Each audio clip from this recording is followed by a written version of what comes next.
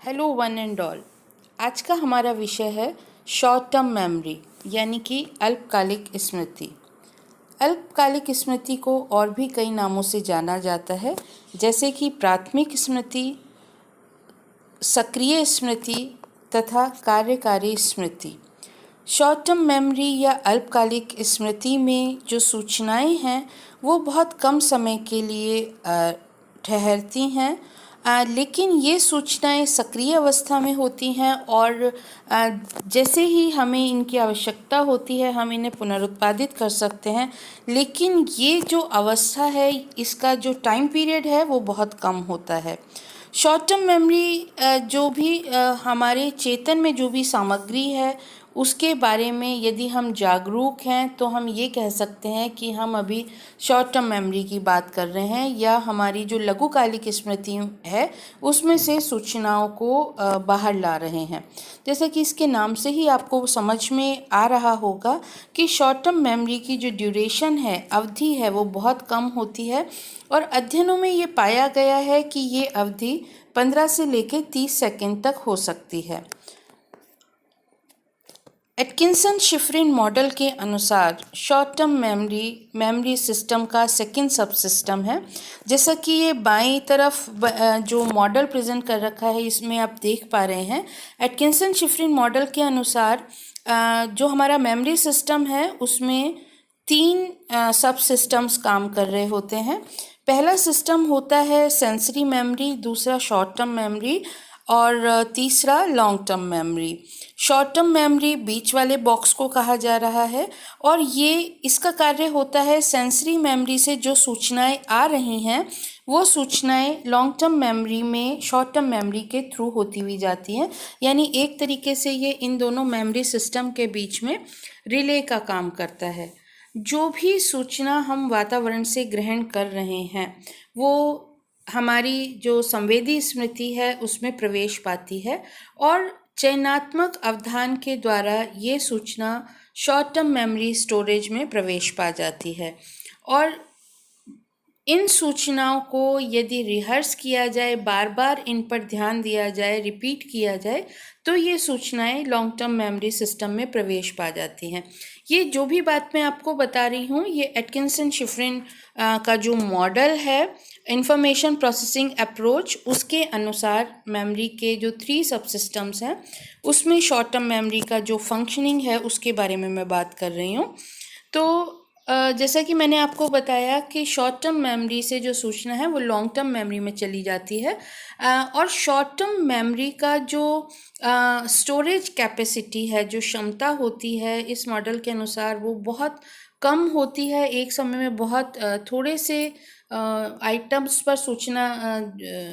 Items पर ध्यान केंद्रित किया जा सकता है, जबकि संवेदी स्मृति और दीर्घकालिक स्मृति का जो भंडारण क्षमता है वो शॉर्ट टर्म मेमोरी से ज़्यादा होता है। वर्तमान में शॉर्ट टर्म मेमोरी को वर्किंग मेमोरी के रूप में स्वीकार किया गया है और वर्किंग मेमोरी से क्या तात्पर्य है कि जो शॉर्ट टर्म मेमोरी में जो सूचना है ये तो हमें पता है कि वो परमानेंट नहीं होती, वो बहुत थोड़े समय के लिए होती है, लेकिन उस थोड़े से समय में भी हम उस सूचना के बारे में अवेयर होते हैं, जागरूक होते हैं, उस सूचना में परिवर्तन होते हैं, व्याख्या होती है और क्योंकि उस समय भी हम चेतन हैं उस सूचना के बारे में, साथ साथ प्रोसेसिंग भी हो रही है, तो एक तरीके से ये जो मेमोरी सिस्टम है वो सक्रिय होता है और इसीलिए इसे वर्किंग मेमोरी कहा जाता है। ये मैकलिड की परिभाषा आप देख पा रहे हैं जो कि ये कहते हैं कि वर्किंग मेमोरी एक तत्कालिक स्मृति होती है जिसमें जो उस समय उपलब्ध मटेरियल है उस पर प्रोसेसिंग चलती रहती है और साथ ही साथ जो कार्यकारी स्मृति है वो अन्य जो मानसिक गतिविधियां हैं उसमें भी पार्टिसिपेट कर रही होती है, उन्हें एक्टिवली कोऑर्डिनेट कर रही होती है। यानी वर्किंग मेमोरी का जो कॉन्सेप्ट है वो एसटीएम से विस्तृत है। यहाँ पर आगे हम ये देख रहे हैं, बैडले और हिच ने 1974 में एसटीएम के बारे में एक नया कॉन्सेप्ट प्रस्तुत किया। उन्होंने कहा कि जो एटकिंसन शिफरिन ने जो मॉडल प्रस्तुत किया है वो बहुत सिंपल है। जो एसटीएम होता है वो यूनिटरी सिस्टम नहीं होता, ऐसा नहीं होता कि वो रिले की तरह काम कर रहा है, उसमें और कोई भी प्रोसेसिंग नहीं हो रही, बल्कि उन्होंने उसे वर्किंग मेमोरी के रूप में प्रस्तुत किया। और उन्होंने ये बताया कि वर्किंग मेमोरी में 3 सबसिस्टम्स होते हैं जो आपस में इंटर रिलेटेड होते हैं। ये 3 सिस्टम्स हैं। पहला सिस्टम है सेंट्रल एग्जीक्यूटिव, दूसरा विजुअल स्केचपैड और तीसरा फोनोलॉजिकल लूप। उन्होंने बताया कि सेंट्रल एग्जीक्यूटिव सिस्टम पूरे तंत्र को संचालित करता है और जो सब सिस्टम्स हैं उनको उनके कार्य सौंपता है। इसके साथ ही साथ ये संज्ञानात्मक कार्य भी कर रहा होता है, जैसे मानसिक गणना और समस्या समाधान। जो पहला स्लेव सिस्टम है, उन्होंने क्योंकि सेंट्रल एग्जीक्यूटिव को एक बॉस के रूप में परिभाषित किया, एक ऐसा सिस्टम के रूप में परिभाषित किया जो अन्य 2 सिस्टम्स पे कंट्रोल कर रहा है, तो बाकी 2 सिस्टम को स्लेव सिस्टम भी कहा जाता है। तो जो पहला स्लेव सिस्टम है विजुअल स्पेशल स्केचपैड, उसका जो कार्य होता है वो इमेज से संबंधित होता है। इसे इनर आई भी कहा जाता है और इसका कार्य दृष्टि तथा स्थानिक सूचनाओं को ग्रहण करना और प्रोसेस करना होता है। यानी हम अपनी आंखों के माध्यम से जो भी सूचना ग्रहण कर रहे हैं, उस सूचना पर प्रोसेसिंग का कार्य और ग्रहण करने का कार्य विजुअल स्पेशल स्केचपैड करता है। साथ ही साथ जो स्थान संबंधी कि कोई वस्तु कहाँ रखी है, किस प्रकार से जो स्थान जो पोजीशनिंग है उसके बारे में भी जानकारी प्रोसेस करने का काम विजुअल स्पेशल स्केचपैड करता है।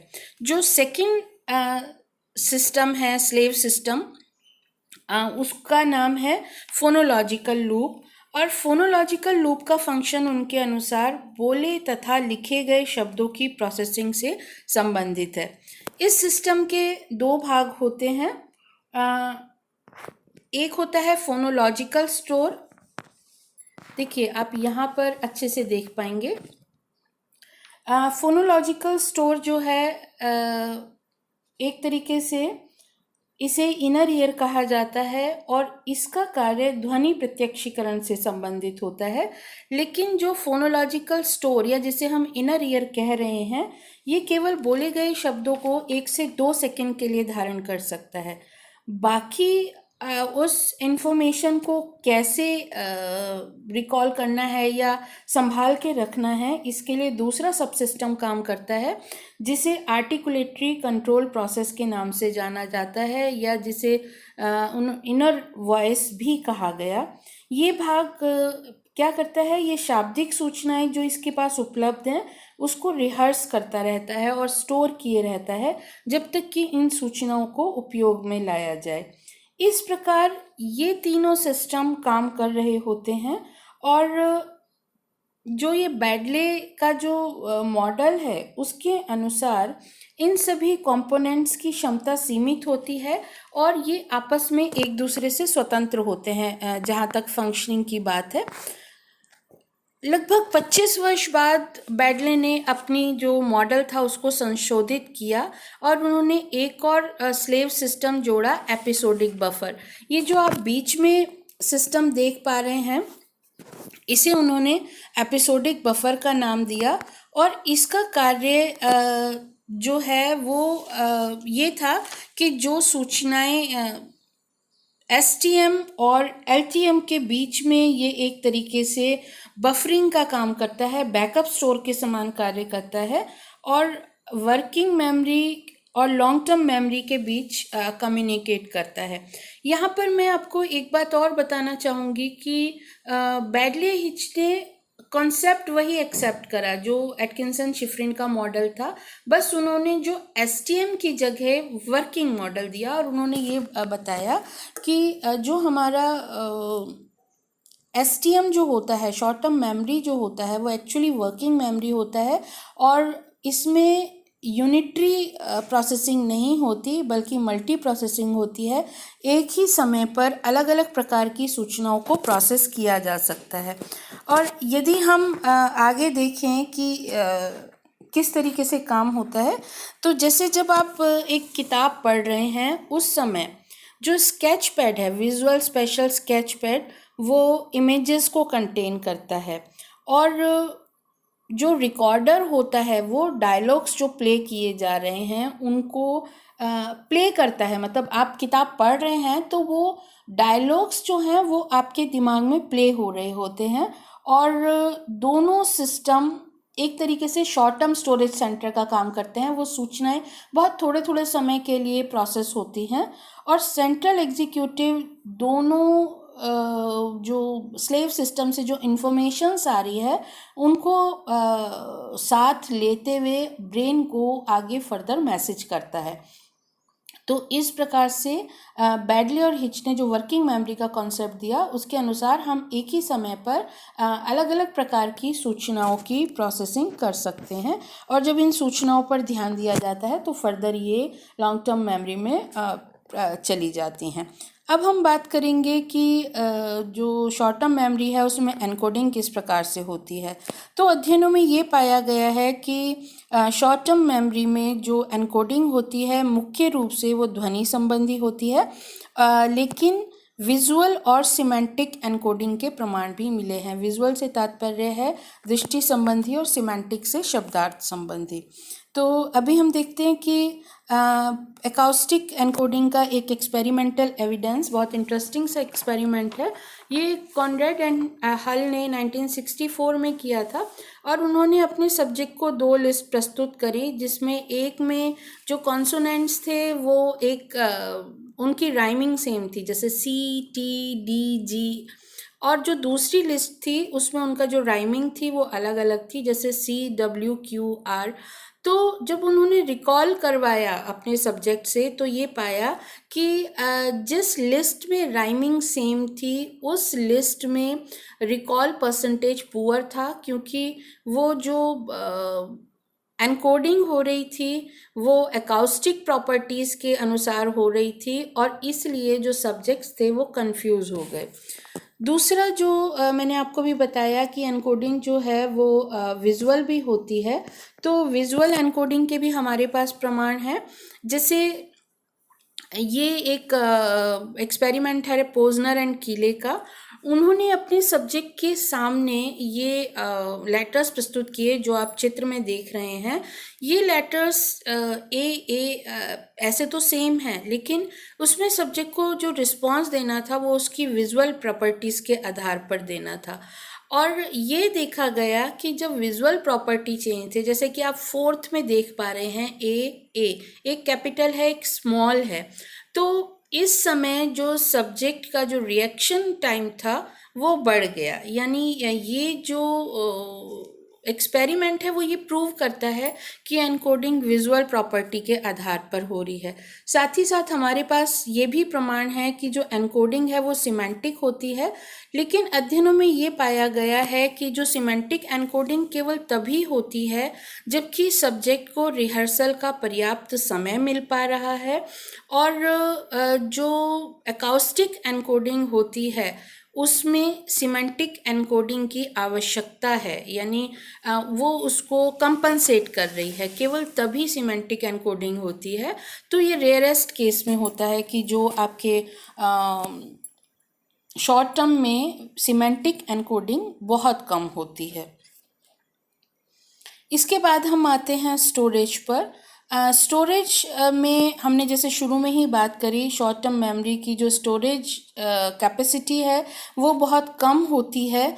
और यदि सब्जेक्ट को आइटम्स याद करने के लिए दिए जाएं और उसे किसी प्रकार का रिपीटेशन करने को नहीं दिया जाए तब हम इसका अध्ययन कर सकते हैं। और कई ऐसे एक्सपेरिमेंट हुए जिसमें मिलर का एक्सपेरिमेंट बहुत फेमस है। उससे पहले एबिंगहॉस भी इस पर काम कर चुके थे और उससे मिलर बहुत प्रभावित थे। उन्होंने फिर से अध्ययन किया और ये पाया कि एक जो सामान्य व्यक्ति है वो 5 से लेके 9 आइटम तक ही याद रख पाता है। और इसे इन्होंने 7 ± 2 मैजिकल नंबर के रूप में प्रस्तुत किया, जिसे मिलर्स लॉ भी कहा जाता है। यानी एक सामान्य व्यक्ति के जो वर्किंग मेमोरी का स्पैन है वो 7 ± 2 होता है। साथ ही साथ एक और चीज़ है चंकिंग जो कि मदद करती है STM की स्टोरेज कैपेसिटी बढ़ाने में। अब हम विस्तार से देखते हैं कि चंकिंग क्या होती है। एक चंक एक मेमोरी यूनिट होता है जिसमें जो अलग अलग कंपोनेंट्स जो आपस में संबंधित होते हैं उनको एसोसिएट करा जाता है। तो चंकिंग क्या करती है कि जो हमारे पास इंफॉर्मेशन उपलब्ध है उसको छोटे छोटे भागों में उनको एसोसिएट कर देती है, उनको इस तरीके से जोड़ देती है कि जिससे उसका पढ़ना और समझना आसान हो सकता है। और ये ग्रुपिंग की नॉलेज कहाँ से आती है? ग्रुपिंग की नॉलेज आती है LTM में से। यानी जो सूचना हम पहले से जानते हैं, जो हमारे LTM में स्टोर्ड है, हम उस इंफॉर्मेशन का यूज़ करते हुए चंकिंग करते हैं, और जो नई सूचना हम ग्रहण कर रहे हैं उसको हम मोर लार्जर मोर मीनिंगफुल यूनिट में कन्वर्ट कर लेते हैं। इसका एक एग्जांपल आप देख सकते हैं। देखिए नीचे आप एक स्क्रीन पर बहुत सारे लेटर्स देख पा रहे हैं। ऐसे यदि आपको कहा जाए कि इन लेटर्स को मेमोराइज करना है तो शायद आपके लिए मुश्किल होगा, लेकिन हम इन लेटर्स को यदि हम कर लेते हैं तो केवल वहाँ पर 6 ग्रुप या 3 कैटेगरी, जैसे ये 6 ग्रुप बन रहे हैं, आप देख पा रहे हैं CAT, ABC, IBM, XYZ and so on, और कैटेगरी बन रही है एनिमल्स। अब ये दो जो ग्रुप हैं वो फर्दर एक और उसका जो हेड बन जा रहा है, एनिमल बन जा रहा है। तो इस तरीके से केवल 3 ही कैटेगरी रह गई इतने सारे लेटर्स की। तो इस तरीके से चंकिंग जो है आपकी जो लर्निंग है उसको इम्प्रूव करती है। इसके बाद STM से इंफॉर्मेशन रिट्रीव किस प्रकार होती है? STM से इंफॉर्मेशन इमीडिएटली रिट्रीव होती है, और इसमें बेसिकली जो हमारा सिस्टम है वो प्रोब करता है, खोजबीन करता है। रिट्रीवल में जितने हमारे पास इंफॉर्मेशन उपलब्ध है उस सूचनाओं को 1 बाय 1 करके चेक किया जाता है, खोजा जाता है, और इसी वजह से वर्किंग मेमोरी में जितनी ज़्यादा इन्फॉर्मेशन होगी उतना ही रिट्रीवल स्लो हो जाता है। ऐसा स्टर्नबर्ग ने अपने अध्ययन में पाया है। वो कहते हैं कि यदि वर्किंग मेमोरी में जितना नंबर ऑफ आइटम्स बढ़ता जाएगा, हर एक आइटम पर लगभग 40 मिलीसेकंड जो है वो इंक्रीज़ होता जाएगा। और ये अध्ययन उन्होंने सब यूनिट्स के साथ किए, चाहे वो लेटर्स हों, वर्ड्स हों, ऑडिटरी टोन्स हो। यानी जो खोजबीन कर रहा है हमारा सिस्टम, जितनी ज़्यादा संख्या होगी उतना उसे खोजबीन में टाइम लगेगा, और इस वजह से जो हमारा रिस्पॉन्स टाइम है वो बढ़ जाता है। तो आज के लिए इतना काफ़ी है। अगले लेक्चर में हम देखेंगे कि शॉर्ट टर्म मेमोरी में फॉरगेटिंग किस कारण होती है और शॉर्ट टर्म मेमोरी का मापन किस प्रकार से किया जाता है। तो आज के लिए धन्यवाद और नमस्कार।